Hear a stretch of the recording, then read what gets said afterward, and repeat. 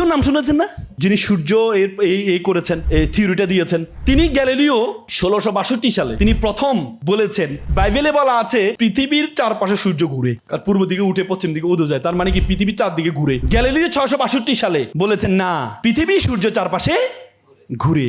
এই কথাটা 1500 বছর আগে কে বলেছে? কোরআনে বলেছে। যখন গ্যালিলিও বলেছেন তখন যারা ক্যাথলিক, যারা ছিল পরিযাজক ছিল, তারা বলেছে ধর্মের বিরুদ্ধে কথা বলেছে। পরে গ্যালিলিওকে গ্রেপ্তার করা হয়।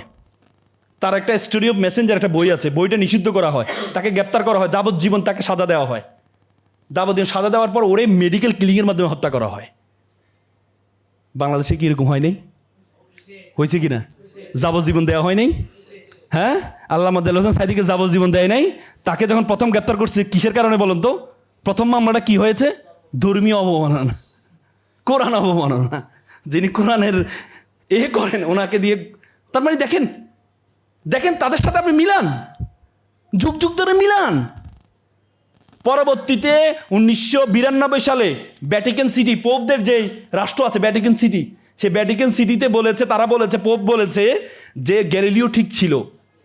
এই জন্য গ্যালিলিওকে রাষ্ট্রীয় সম্মান দেওয়া হয়েছে এবং তার বইকে বৈধ ঘোষণা করা হয়েছে। কত বছর পরে? কত বছর পরে? শত শত বছর পরে। তার মানে আপনাদেরকে এই পার্থক্যগুলোও তাদেরকে বুঝাইতে হবে। আপনি যতই কান্নাকাটি করেন এখানে আসি যে আপনারা এদেরকে বুঝান না, অভাবে স্বভাব নষ্ট আমরা বলি কিনা? আল্লাহ রাসূল বলছে কাজ আল ফাকরু ইয়াকুন আল কুফরান, মানুষের দারিদ্রতা মানুষকে কি করে? মানে কুফরের দিকে নিয়ে যায়। আল্লাহ রাসূল সবসময় একটা দোয়া পড়তেন, আউযুবিল্লাহ মিনাল কুফরি ওয়াল ফাকরি, মেবি ফিক্রি, হাদিসে আছে, ভুল হতে পারে, যে আমাকে কুফরি থেকে এবং ফকির হওয়া থেকে আমাকে কি করিও তুমি? হেফাজত করো, আল্লাহ রাসূল বলতেন নাকি?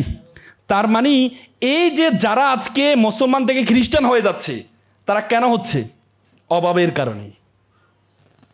কারণে। আজকে আমাদের মিডিল ইস্টে যে কোটিপতি, হাজার হাজার মিলিয়ন ডলার আছে মুসলমানদের, তারা হচ্ছে এটা নিয়ে কি ভোগ বিলাসে আছে।